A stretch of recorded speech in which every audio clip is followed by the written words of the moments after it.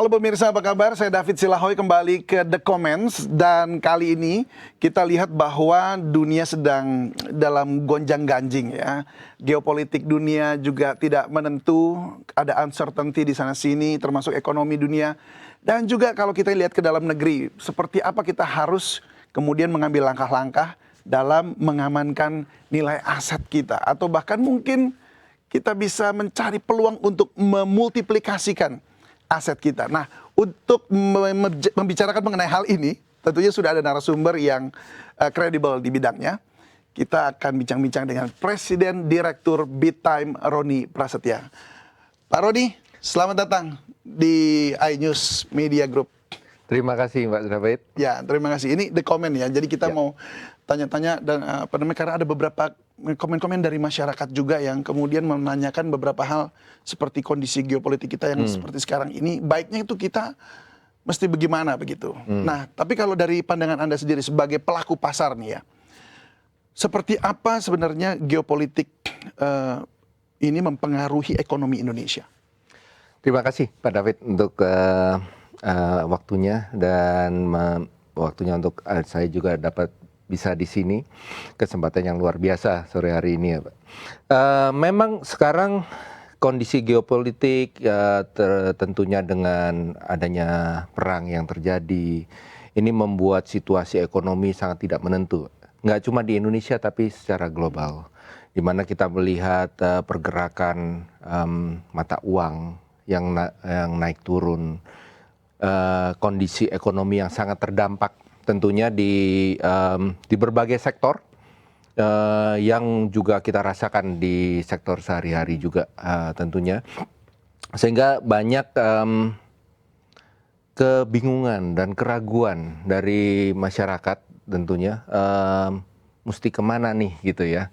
Dan kita melihat sebenarnya banyak opsi pilihan dari seorang individu ya untuk melakukan investasi atau seperti Pak David tadi sampaikan, bagaimana mengamankan aset-aset kita. Gitu. Dan seperti kita tahu memang mana nih instrumen investasi yang paling tepat di kondisi-kondisi yang sangat tidak menentu ini ya. Dan itu memang tidak ada jawaban pasti Pak David. Tapi kalau kita melihat justru opsinya itu banyak sekali.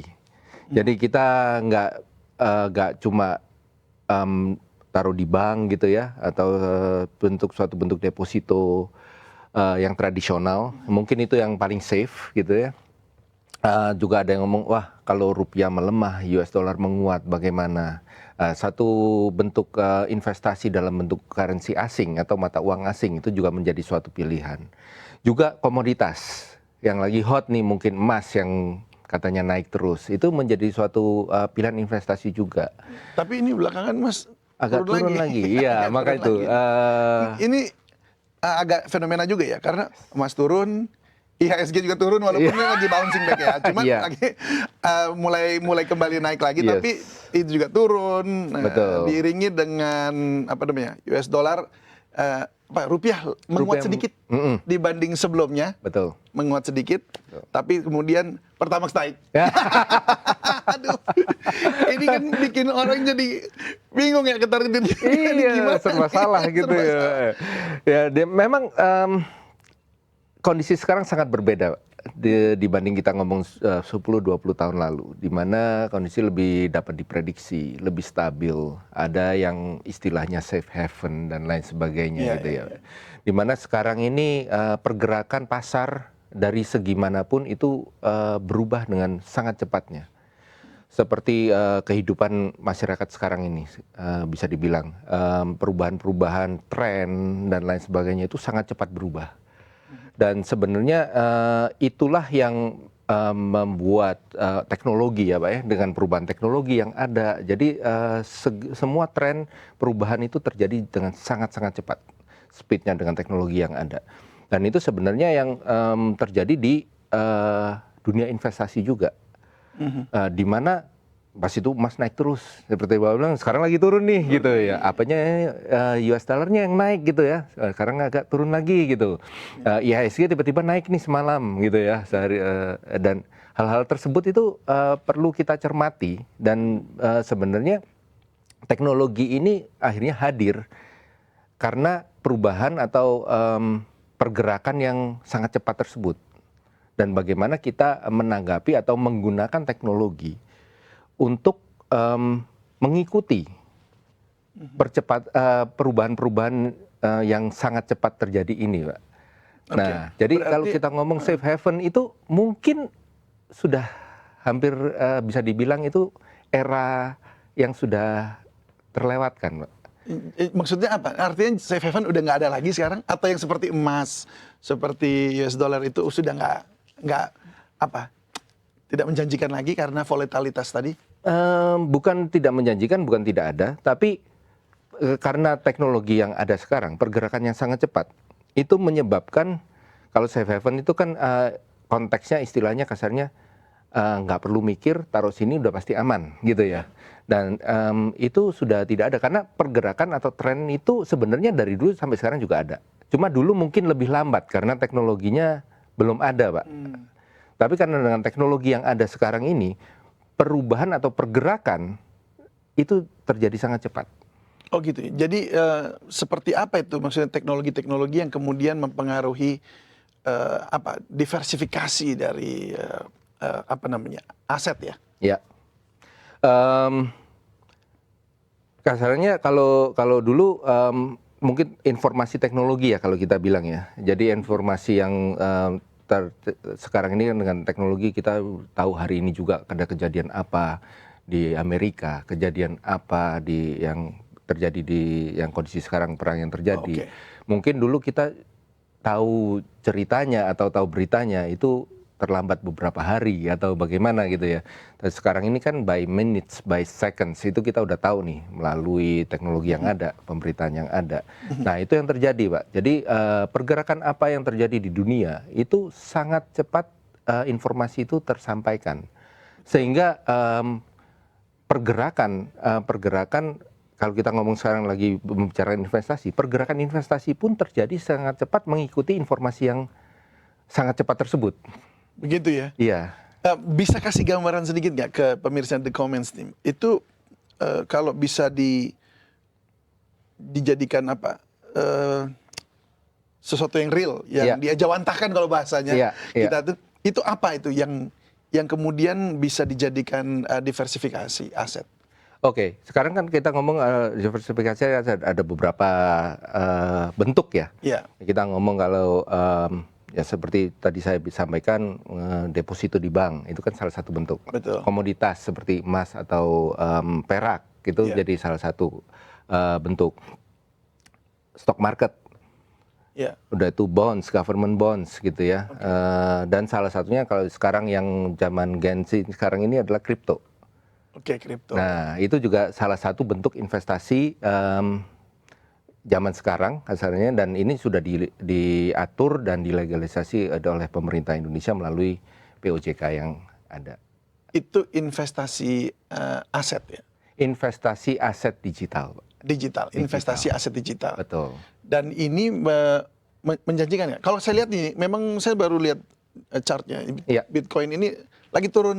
Lagi. Tadinya sempat menyentuh 2 miliar satu Bitcoin ini. Iya. Sekarang jadi setengahnya. Sekarang ya lebih dari setengah lah, nggak sampai setengah. Sedikit ya. Satu ya. Iya. Satu. Nah itu apakah ini kemudian kripto ini menjadi sesuatu yang menarik untuk melihat bahwa ternyata dia juga ikut fluktuatif, volatile sekali. Betul. Dan itu sebenarnya yang image atau konotasi yang terjadi oleh aset kripto atau aset digital ini, Pak ya, di mana fluktuasi yang sangat cepat. Di mana itu volatilitas yang sangat cepat, resiko yang sangat tinggi dan lain sebagainya. Tapi seperti tadi saya bilang dengan teknologi yang ada, Pak, sebenarnya kripto kalau kita ngomong aset digital, Pak, kita melihat dari back end-nya gitu ya. Apa sih sebenarnya aset digital itu? Aset digital itu lahir dari sebuah teknologi yang namanya blockchain. Nah, di blockchain ini semakin berkembang nih teknologi yang ada terhadap blockchain, sehingga kalau sekarang kita nggak cuma ngomong Bitcoin, Pak, kalau kita ngomong aset digital. Tapi kita sudah mulai aset digital itu ada yang namanya stable coin, ada yang namanya commodity coin, tokenization gitu ya, Pak ya. Terus ada real world asset. Oke. Kita bahas dulu satu-satu nih. Iya. Apa ini semuanya disebut sebagai tokenisasi, bukan? Yang tadi ada stable coin. Yes, Itu semuanya disebutnya tokenisasi. betul. Boleh kasih penjelasan dikit? Ini karena gini, kalau dari yang saya sebagai masyarakat agak sedikit konvensional ya, saya Iya. menggunakan asetnya yang dulu-dulu gitu. Nah, itu kan ada bukan lindung nilai, ada kalau uang kita ada emasnya di belakang. I see, ya. Dulu ya, sekarang kan Iya, iya. ada emasnya gitu. US dollar juga ada emasnya. Iya. Nah, kalau ini apa gitu? Karena setahu saya Bitcoin itu blockchain aja, Iya. yang asetnya nggak tahu di mana gitu. Ya, kalau boleh dibilang kalau kita ngomong memang kalau aset digital atau kripto yang kita tahu di mungkin 5-10 tahun lalu itu mungkin masih banyak yang diragukan, Mbak. Diragukan ini sebenarnya apa sih gitu ya? Apakah ada aset realnya gitu ya? Nah, kalau kita sekarang ngomong tokenisasi, Pak, tapi kembali lagi dengan perkembangan teknologi, perkembangan waktu dan lain sebagainya, blockchain ini sendiri juga berkembang teknologinya, Pak. Dimana kalau kita ngomong tadi seperti saya sampaikan, ada beberapa bentuk juga seperti stable coin, commodity coin, the real world asset dan lain sebagainya. Sebagai kita ambil contoh sebagai stable coin, Pak ya. Tokenisasi stable coin itu adalah kita ambil contoh seperti USDT, Pak ya. USDT, coin USDT. Coin USDT adalah bentuk tokenisasi US dollar, Pak. Di mana USDT ini suatu token yang di-back 1:1 dengan US dollar yang ada. Jadi ada aset di belakangnya yang mendukung atau membackup nilai USDT tersebut, nilai aset digital tersebut. Oh, itu yang sekarang disebut tokenisasi dan artinya sudah berkembang ke arah sana. Yes. Ini menjadi peluang investasi gitu. Betul. Ini peluang investasi atau sekedar kita seperti kayak apa ya? Ya sebagai lindung nilai.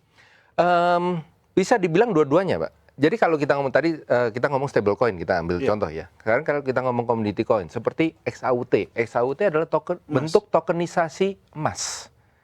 Okay. Jadi nilai XAUT ini akan di-back 1:1 dengan nilai komoditas emas. Okay. Dan seperti real world asset adalah bentuk tokenisasi yang kita sekarang sudah ada adalah berbagai bentuk dari stok di Amerika. Seperti kita ambil contohnya Apple, Microsoft, Google, Tesla, dan lain sebagainya. Bahkan ada ETF-nya juga ada di tokenisasi, Pak.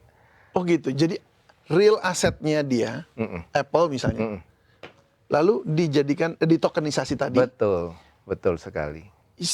Oleh siapa? Ada company-nya nih yang melakukan itu. Oh, ada company-nya. Ada company yang melakukan itu. Bukan Apple-nya nih ya? Bukan Apple-nya. Jadi ada company yang melakukan itu, ya kalau yang di real world asset itu Xstocks namanya, Pak, yang melakukan tokenisasi ini. Kalau USDT itu oleh Tether.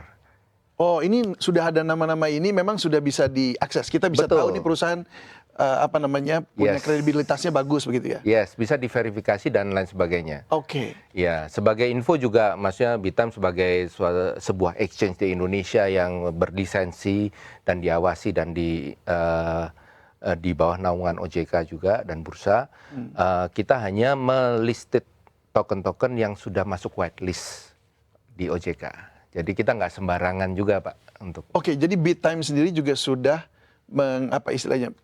melisting itu untuk orang bisa beli di situ. Betul. Oke, itu apakah sifatnya itu seperti Bitcoin yang memang artinya kita bisa simpan di wallet kita sendiri, terus kemudian kita bisa jual beli secara cepat gitu aja. Dalam artian saya mau cairkan lah gitu. Iya, mau cairkan gitu bisa seperti Bisa. itu ya. Jadi bentuknya adalah token atau koin atau digital asset. Jadi dia sama dengan digital aset lainnya seperti Bitcoin, Ethereum dan Sama persis. Oke, tapi sekarang saya mundur lagi sedikit ya. Iya. Mundur tuh maksudnya begini. Ini contoh lah misalnya saham apa di Amerika ya, yang masuk Microsoft di ya? yang masuk di ini Microsoft, yang ada di misalkan. BitTime. Iya. Kita Oke. udah ada 50 sekian Microsoft. real world asset. Oke. Yang token. Apa aja? Ya, Google, Apple, Microsoft, Tesla dan Oke. yang lain-lain lah. Yang lagi ini aja Google deh ya. Iya. Google. Anggaplah Google nih. Google sekitar $400-an ya sekarang. Kurang lebih, Misalnya. ya. Sekitar segitu ya. Lalu ada company tadi mungkin Tether atau apa itu sebutannya. Dia membeli ya asetnya si Google nih. Yes. Jadi bukan perusahaan Google ya. Bukan. Iya. Dia membeli. Sahamnya. Dia sendiri sudah diakui perusahaan ini ya. Iya. Bahwa ini memang dia di sana sendiri di Amerika sudah beroperasi resmi gitu, legal gitu ya. Lalu dia beli sahamnya. Nah sahamnya ini ditokenisasi itu seperti apa? Diperdagangkan per Pak. piece-nya begitu atau per apa? Bentuk tokenisasi adalah suatu bentuk mendigitalkan suatu aset tersebut. Tapi Lembar saham tersebut misalnya. ya nilainya. Tapi sifatnya dia adalah token. Jadi seperti aset digital atau kripto lainnya. Jadi bisa di fraction. Oh, oke, bisa 0, berapa belinya begitu ya. Betul. Jadi Pak. masyarakat yang mungkin uangnya memang terbatas, Yes. itu mereka tetap bisa Yes. beli gitu ya. Iya. Di Oh, situ gitu. sebenarnya menjadi kelebihan atau menjadi peluang ya Pak ya. Karena kalau zaman dulu mungkin kita kesulitan, wah kita lihat saham di Amerika, pasar modal di Amerika lagi luar biasa. Bagaimana kita bisa akses di situ ya untuk mengkapitalisasi atau berkesempatan menginvestasi. Nah ini menjadi suatu jembatan I untuk see. seperti Wow. itu. Dan kenapa tokenisasi ini menjadi menarik, Pak? Karena seperti tadi di awal saya sampaikan juga, sekarang itu perubahan atau perpindahan Ya. kesempatan itu berubah dengan sangat cepat. Jadi kasarnya emas lagi naik nih, tapi hanya untuk waktu seminggu atau sebulan, udah tuh dia ada fluktuasi lagi kan, Pak. Di mana ada yang lagi naik. Dan instrumen investasi lagi yang lain naik, misalkan US dollarnya atau sahamnya ini atau apapun itu. Ya. Dimana dengan teknologi tokenisasi ini, Bapak tidak perlu pindah-pindah platform, kasarannya gitu. Uangnya Bapak atau dana yang Bapak ini ada di satu tempat dan you have access, you have opportunity untuk dengan cepat berpindah investasi yang menjanjikan. Oke, bicara menjanjikan. Anggaplah Apple nih mungkin akan naik terus ya. Ya. Karena dia menjelang September tuh biasanya Ya, new product launching, Pak. Iya, new product launching kan gitu ya. Atau mungkin kemarin kan baru pengumuman iOS tuh. Yes. Nggak tahu, agak turun sedikit. Setelah itu. Nah, tapi kalau kita lihat kan pergerakannya itu naik terus ya, $300-an. Apakah kemudian Bitcoin, koin yang tadi tokenisasi tadi dibeli dengan nilai tertentu, itu mengikuti nilai yang di stock market di sana atau dia nilai lokal sifatnya di pasar sini? Ngikutin. Jadi token-token yang beredar dan itu suatu kelebihan atau diferensiasi aset digital, Pak ya. Dia selalu diperdagangkan secara global. Oke. Jadi kasarannya kalau Bapak beli suatu token di Indonesia yang dimana dia sebenarnya ada global, misalkan PLX gini ya, tokenisasi dari Apple, di mana dia juga diperdagangkan di Amerika misalkan, harganya sama. Sama persisnya. Sama. Apa 1:1 ya? Iya, sama. Dan juga mungkin di tokenisasi yang di tempat lain pun juga sama gitu. Oke, sekarang saya beli satu tokennya $300 misalnya seperti itu. Lalu di Amerika ternyata Apple-nya sahamnya turun. Saya tetap punya satu token, tapi nilainya ini berkurang, berarti betul gitu ya? Betul. Nah, ini yang kita berharap dari Apple-nya sendiri nanti. Berarti seperti itu ya, kayak kita berdagang saham juga sebenarnya di sini. Betul. Mirip-mirip seperti itu. Oke, nah kalau dulu setahu saya ya Bitcoin, Ethereum dan segala macam itu kan nggak ada backupnya tadi, Ya. nggak ada backingnya tadi. Ya artinya mereka misalnya Elon Musk ngomong sesuatu, tahu-tahu jeblok aja, atau Trump bikin sesuatu dia naik gitu. Iya. Kan ada koin-koin model kayak koin Trump itu. Yes. Terus atau mungkin di Indonesia tuh ada yang sempat pernah protes karena tertipu oleh salah seorang, Iya. satu nama selebgram lah atau yang Iya. kita tahu juga begini. Tahu-tahu kayak menghilang begitu. Nah ini seperti apa jaminannya gitu buat kita setelah kita menaruh atau membeli token-token tersebut? Oke, sebelumnya mungkin perlu dipahami juga, maksudnya semua investasi itu memiliki resiko ya. Oke. Jadi Fair enough namanya itu, kita melakukan suatu investasi, kita tidak bisa terlepas dari risiko yang ada. Jadi tidak ada jaminan untuk suatu investasi itu pasti menguntungkan atau merugikan. Adalah saya himbau kembali lagi kalau mau melakukan investasi, kasarnya do your own homework juga nih, Pak, dan pahami resiko-resiko yang ada gitu ya sebelum melakukan investasi. Saya mau ambil investasinya di BitTime nih misalnya. What should I do? Step-stepnya untuk my homeworknya apa yang harus saya lakukan?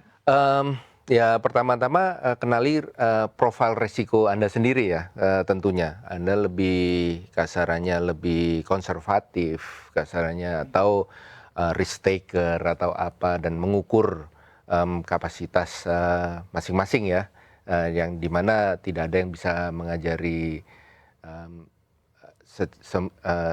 seorang individu gitu tentunya. Kita perlu mengenal diri kita, risiko kita sendiri, dan pahami setelah melihat opsi yang ada, risiko yang ada sesuai dengan risk profile masing-masing. Baru di sana do your own homework, di mana sekarang kondisi bagaimana, tren bagaimana, understand the chart dan lain sebagainya. Oke, baik. Itu berarti ada beberapa PR tadi seperti pemahaman tentang apa sih ini kriptonya, dan kemudian siapa yang backing di belakangnya, siapa yang beli, itu juga kita harus cari sendiri begitu ya? Iya, itu sudah pasti ya Pak. Pasti ya, gitu. Oke, sekarang kalau gitu gini, sekarang berarti kan company-nya. Iya. BitTime ini kenapa saya harus berinvestasi atau membeli tokennya dari BitTime gitu? Oke. Pertama-tama kita adalah suatu exchange yang legal, kasarnya kita sudah berizin di bawah naungan OJK dan juga bursa di Indonesia, dan kita memang legit lah gitu ya, dengan kita sudah di sini mungkin kita udah mengantongi izin mungkin 3 tahun. Kalau ya sejak kita berdiri dan kita ngurus izin dan lain sebagainya. Jadi mungkin itu dulu Pak, sebagai warga negara Indonesia, yakinkan, pilihlah platform-platform atau tempat yang berizin dan resmi. Jangan yang kasarannya, karena terus terang apalagi kalau kita ngomong kripto Pak ya, kan yang terkenal yang dari luar, platform-platform luar yang nggak punya izin di Indonesia. Ya itu resiko tinggi menurut saya. Dan kedua, dengan kita sebagai exchange yang sudah beroperasi di Indonesia, berizin dan lain sebagainya, kita hanya melisting token-token yang sudah diverifikasi atau istilahnya masuk dalam whitelistnya OJK. Jadi kita nggak keluar dari situ. Paling tidak ini token-token ini sudah diverifikasi, memang legit, ada backnya, nggak. Di situ menjadi salah satu menambah keyakinan kita untuk ini memang sudah di-approve OJK gitu ya. Betul. Oke, baik. Iya. Nah, kalau company sendiri berarti di mana? Kantornya di mana, atau mungkin kantornya how kita do we access it ya? Kantornya kita di Jakarta, Pak. Di Jakarta. Di Jakarta, di Sudirman, di salah satu gedung perkantoran di Sudirman. Aksesnya sangat mudah, bisa bisa lihat di website kita. Ya. Terus atau kita bisa langsung download aplikasinya di Play Store atau Apple Store. Ini seperti yang exchange lainnya juga ya, tinggal pakai aplikasi. Langsung dengan daftar dan lain sebagainya, verifikasi dengan sangat cepat. Verifikasi online. Seperti standarnya OJK ya, biasa seperti itu. Yes. Ada biaya tambahan lain nggak? Nggak ada.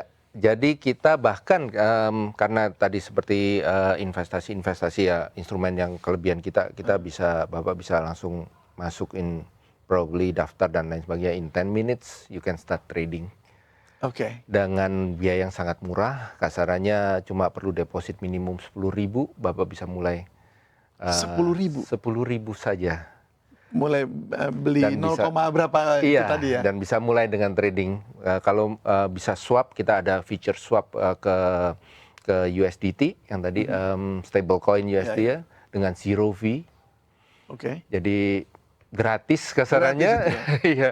Rekomennya kemana? Mana yang itu? Misalnya apakah beli seperti tadi yang stablecoin itu atau apa rekomennya biasanya? Yang memang kan tadi ada tokenisasi kan? Yes. Apakah yang kayak Apple atau Microsoft gitu, Google gitu, itu menjadi pilihan yang bagus gitu atau bagaimana? Atau Menurut saya kembali seperti yang tadi saya sampaikan, kayaknya kenali dulu risk profile. pelajari dulu ya? Iya, kenali dulu risk profile-nya masing-masing dan memilih pilihan yang sesuai dengan risk profile masing-masing tersebut. Misalnya saya nih ya, sebagai seorang yang juga ada apa namanya, ya beli saham lah gitu, kecil-kecilan. Gitu. Dengan berpindah ke situ, bukan berpindah, apakah saya harus kemudian divide apa namanya ya, kalau tiap bulan terima gaji, terus kan saya kasih 10% misalnya buat nabung saham. Ya. Nah ini saya harus berapa banyak gitu untuk ke yang ke situ? Pertanyaan sulit. Ya, tapi kembali lagi kenali dulu ininya. Kebutuhan masing-masing orang kan beda-beda. Yeah. Jadi kenali dulu diri Anda sendiri. Oke, berapa yang Bapak mau sisihkan. Saya nggak ngomong harus di BitTime juga, tapi kasarannya ini adalah suatu tempat yang baik menurut saya untuk bisa mendiversifikasi aset. Karena kembali lagi dengan kondisi sekarang, Pak, perubahan iklim investasi juga sangat cepat ya. Jadi BitTime menjadi suatu tempat yang bisa mendiversifikasikan aset tersebut. Jadi bisa ya dalam rupiah juga, kita kan ya pasti dari rupiah masuknya awal ya. Ada stable coin-nya, ada komoditasnya, ada real world assetnya dan lain sebagainya. Dan teknologi terus berkembang. Seperti tadi saya sampaikan, kayak terakhir juga dari OJK maupun dari bursa juga mendorong real world asset ini terus dikembangkan. Jadi tokenisasi ini nggak berhenti di saham-saham Amerika atau apa. Bahkan saya menghadiri seminar barusan ini crypto conference yang terjadi beberapa hari lalu. Mereka terus mendorong untuk tokenisasi aset baik dalam properti, bonds dan lain sebagainya. Jadi akan hadir di kemudian hari tokenisasi berbagai bentuk, termasuk sektor-sektor properti, keuangan dan lain sebagainya. Dan itu menjadi sangat menarik gitu. Jadi sangat menarik, karena kita juga harus pelajari ini laporan keuangannya mereka gitu. Jadi PR-nya lumayan banyak ya. Tapi seru karena BitTime udah memulainya dulu nih. Jadi apa menawarkan ke masyarakat ya. Betul. Bisa dicoba juga. Iya. Nah, tapi ini karena ini menarik sekali sebenarnya. Saya suka sekali dengan investasi. Jadi anggaplah saya ini konservatif gitu ya. Ini minta nasihat lah misalnya. Pak Roni, oke. Saya misalnya emas kita udah ada misalnya 50% di situ, atau US dollar sudah ada sekitar 30%. Berapa yang untuk ditaruh di BitTime itu balik lagi. Soalnya saya tuh mesti tahu kira-kira apakah saya harus taruh 20 sisanya atau bahkan mulainya dari 5% dulu aja deh. Supaya ada gambaran gitu. Iya. Kan diversifikasi ini kan apa namanya investasi begitu. Betul. Don't put your eggs in one basket ya. Kan? Betul. Dan sebenarnya yang kita offer itu bukan sebagai seperti tadi Bapak bilang emas, mungkin Bapak simpan sebagian di US dollar atau di mana. Tapi BitTime menjadi suatu tempat untuk mendiversifikasikan hal-hal tersebut. Jadi misalkan Bapak 50% bisa taruh di BitTime, 50%-nya Bapak belikan emas. Kan ada XAUT nih gitu. Bapak bisa taruh di USDT. Bapak bisa taruh di sini. Oke. Jadi dengan kata lain, saya tokenkan semuanya berarti.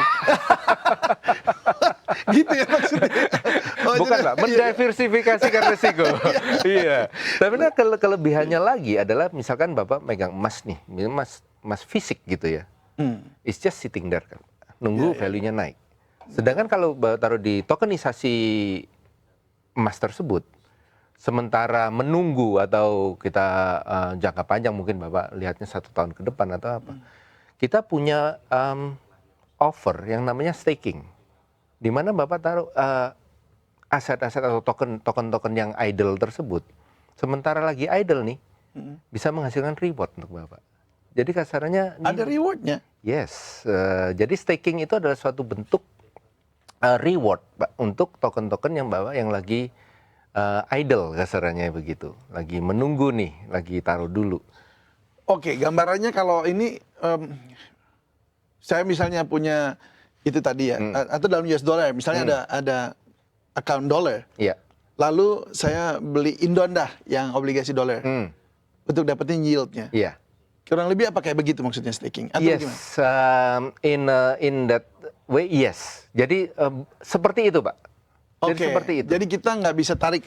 Bisa. Atau bisa ditarik Nah, ini sewaktu-waktu. kelebihannya dari Bittime adalah kita punya yang namanya flexible staking. Oke, berarti ini secondary market ya. Jadi kita bisa jual pasar, bisa jual belinya langsung gitu ya.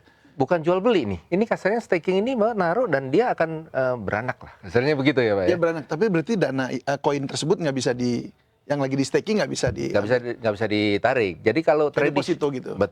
semacam begitu. Jadi kalau traditional staking itu ada jangka waktu tertentu yang nggak bisa ditarik. Nah, kita mengoffer namanya flexible staking. Jadi anytime you want take it, Oh gitu. bisa diambil dan diperdagangkan setelah itu. Tapi dapat reward juga. Dapat rewardnya. Itu kayak apa? Kayak bunga gitu maksudnya. Ya, in a simple way bisa dibilang seperti itu. Sebagai Pak. bunga. Iya. Tapi based on coins atau based on nilai aset? Based on coins-nya. Based on coins-nya. Based on- I see. Iya. Oke, menarik nih. Oke, Jadi oke. opsinya banyak, Pak. Ya, gitu. banyak ya. Oh, makanya tadi kayaknya malah suruh pindahin banyak. Mudah-mudahan. Aduh ya, semoga saya ada semua itu ya barangnya. Itu kan tadi imajinasi aja. Oke, nah tapi gini, ini bicara soal mungkin kita masyarakat yang sekarang lagi dalam kondisi saya harus Gonjang-ganjing nih. gonjang-ganjing nih Iya. gitu ya. Anda bisa lihat nggak apa sih Pak Roni yang membuat masyarakat tuh belum mau ke apa kayak naruh uang? Kayaknya tuh kayak mereka ngelihat si siapa Warren Buffett tuh kayaknya dia malah narik cash banyak, Cash out ya. cash out gitu. Nah jadi ini udah cash out aja gitu, disimpan gitu. Nah apa yang membuat orang nggak ini lagi apa namanya? Yes, melakukan seperti itu. Iya. Behavior. Iya, itu tergantung pilihan masing-masing sekali lagi ya. Tapi kembali lagi Bittime hanya menjadi wadah di mana seseorang bisa melakukan diversifikasi investasi. Jadi kasarannya dengan fleksibel, kembali lagi salah satu kelebihannya kripto atau aset digital adalah nggak pernah tidur, Pak. Asalnya dia itu 24/7, mau libur mau apa jalan terus nih. Nah, di sana menjadi suatu yang menarik ya, kasarannya suatu saat kecepatan itu ada. Anytime, anywhere, you are, oke, lagi nggak enak, cabut, cairkan, bisa. Oke. Jadi kasarannya ini adalah bisa jadi suatu pilihan tempat di mana you have the flexibility, you have the speed to diversified instrument of investment. Mantap. Keren. Nah, yang terakhir. Ya. Dari mana? Maksudnya, how do you monetize that? Kita kena pajak nggak? Kena setiap kali jual beli. Seperti kan kalau saham kan ada begitu juga. Betul. Kurang lebih sama. Jadi kita ngikutin aturan dari POJK yang ada untuk perdagangan aset digital ya. Jadi kita emang ada fee-nya, which is very minimal, 0,1 aja, 0,1% Per transaction. per transaction fee-nya, dan ditambah pajaknya 0,11 dan lain sebagainya lah. Itu semua ke Umum negara. ya? Umum, dan pajaknya merupakan pajak final. Pajak final itu yang sangat menarik sebagai menarik, kita orang kabar Indonesia. baik. Iya, jadi ya udah nggak usah pusing, Pak. Kayak gitu. Pajaknya udah final, capital gain-nya covered gitu. Covered semua ya? Iya. Oke, mantap kalau gitu. Pak Roni, terima kasih banyak ya buat Sama-sama, Pak semua David. insight ini tadi. Jadi kita ada pencerahan begitu. Bagaimana kita saya sebagai investor kecil-kecilan ya. Ya jadi ada keyakinan bahwa oh kalau ini memang di backup sama perusahaan-perusahaan dengan nama-nama besar. Artinya kita ada keyakinan lah paling nggak bahwa kalau kita taruh ke sana kita nggak usah khawatir gitu. Siap. Paling nggak seperti itu karena juga sudah di approve OJK ya. Betul. Baik. Terima kasih sekali lagi nih Pak Roni. Terima kasih, sudah sama-sama, hadir Pak di David. The Comments. Iya. Baik, pemirsa The Comments. Demikian tadi perbincangan saya dengan Presiden Direktur BitTime Roni Prasetya. Dan buat Anda yang ingin diverse asetnya atau investasinya, barangkali memang tokenisasi ini menjadi salah satu pilihan yang tepat juga. Saya David Silahoy pamit.